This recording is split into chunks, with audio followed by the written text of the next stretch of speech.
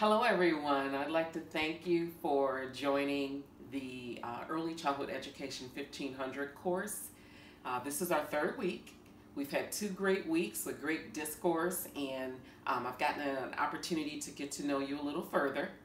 This is our first week on our GoToMeeting platform, so I really want to thank you all for being on time and signing in on time. With that stated, I have received all of the documentations from each student with your background clearance and also your information substantiating your placement into your internship program. So it sounds like we're a go. So I'm going to give you kudos for that.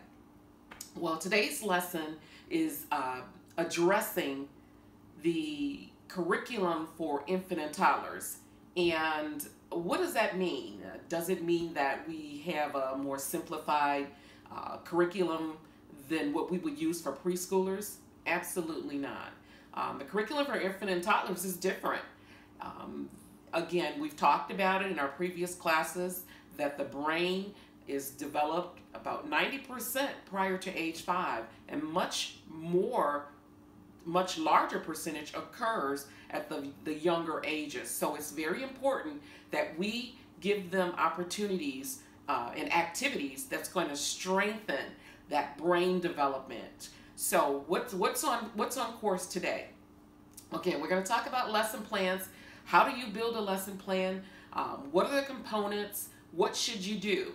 Well, as I spoke 2 weeks ago when at the introduction of your class, we talked about some of the tools we're going to utilize in this course, and one of them is Live Binder. So we're going to be using Live Binder today, and as I asked you last week to set it up with your password and to set the parameters up that we can all go into each other's binders to garner ideas from one another.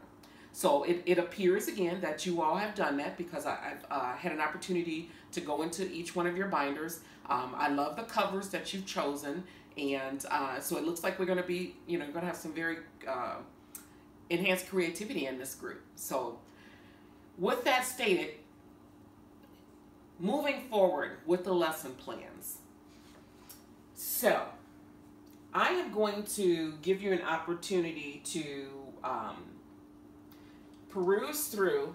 Oh, you know what? I'm going to back up. Before we go into the lesson plans and what that entails, the first thing that you'll need to do for this particular lesson is that not at this time, after we finish our introduction, I would want you to go into the Live Binder shell, and I have set up the shell specifically for our class, and that shell is titled Sanford-Brown Early Childhood Education 1500, and it's titled the Curriculum for Infant and Toddlers, Curriculum and Methods for Infant and Toddlers, which is the title of your course.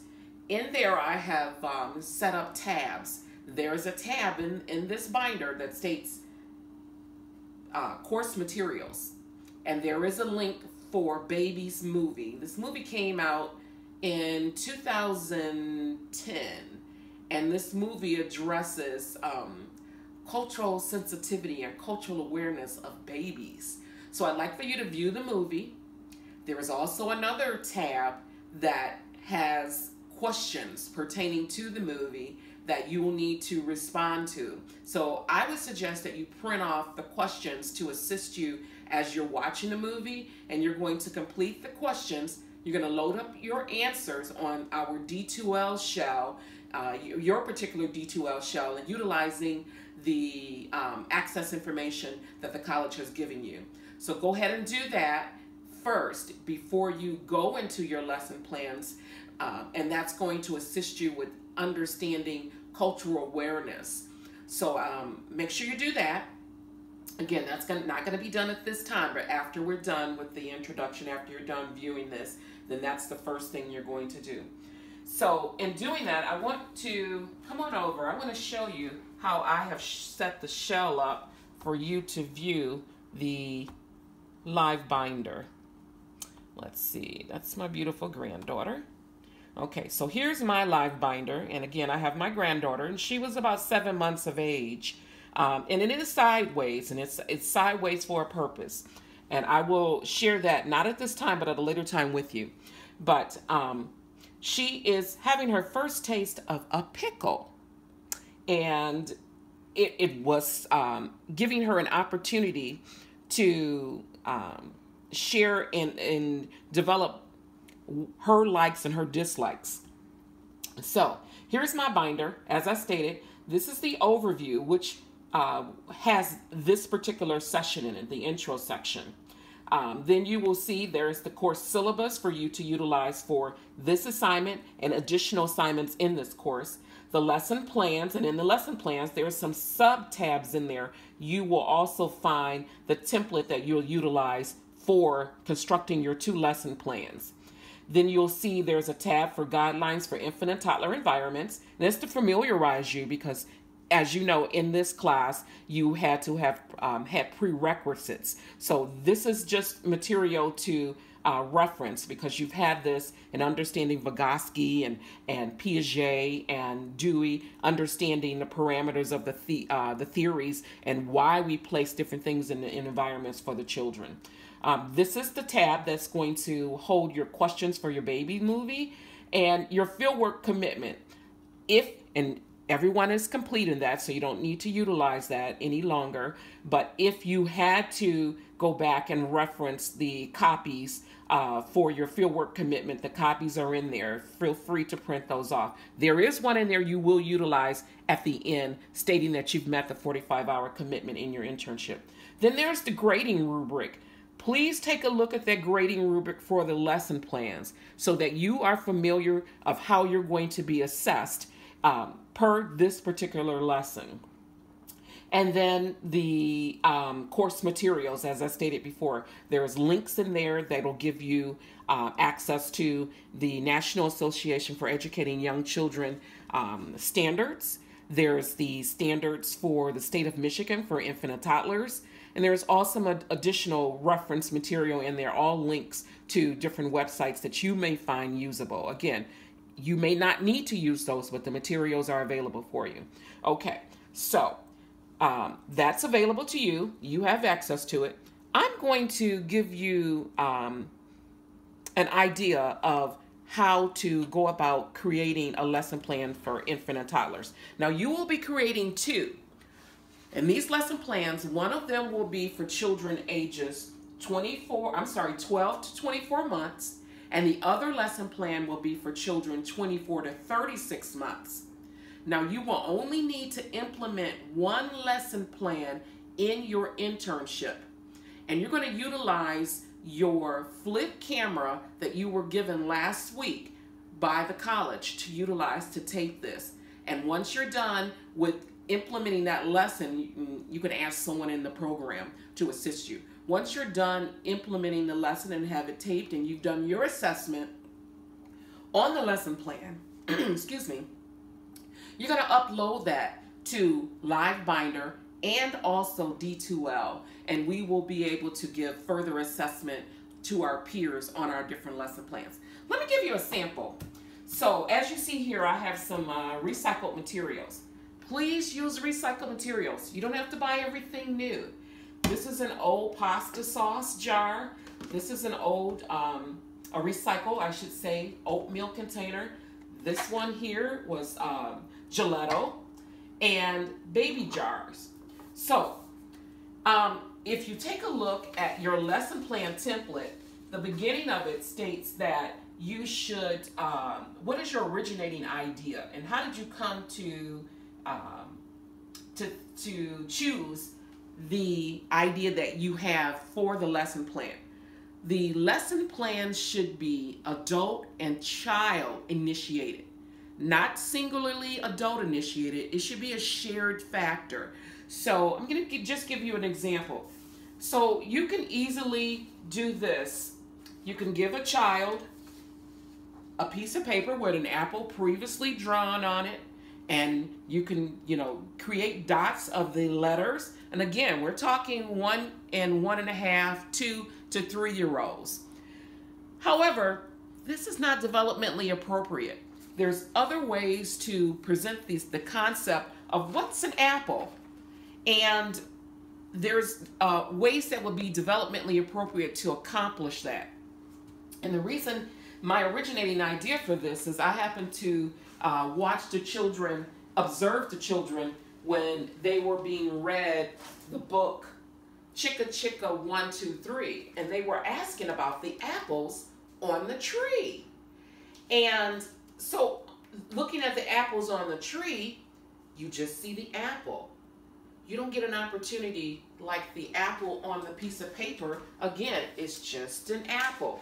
And if you ask the children, well, tell me something about the apple. Well, they can tell you that it's red, and they can tell you that, maybe they'll tell you that it has a stem, if they're familiar with those words, or that it has a leaf, but they can't tell you how it smells.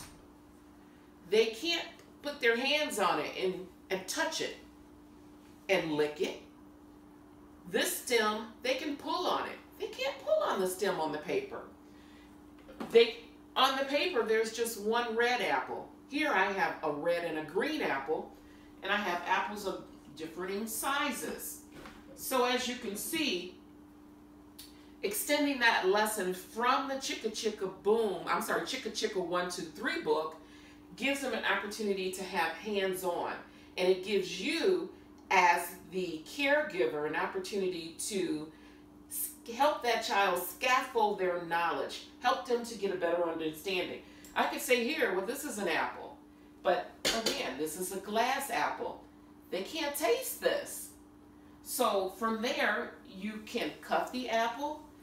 You can cut the apple across, and you can show them that cutting the apple across provides for another opportunity for exploration.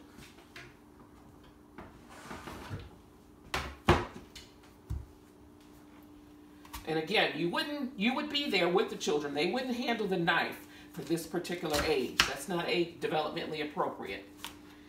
But cutting the apple like this, you can ask them, what do they see?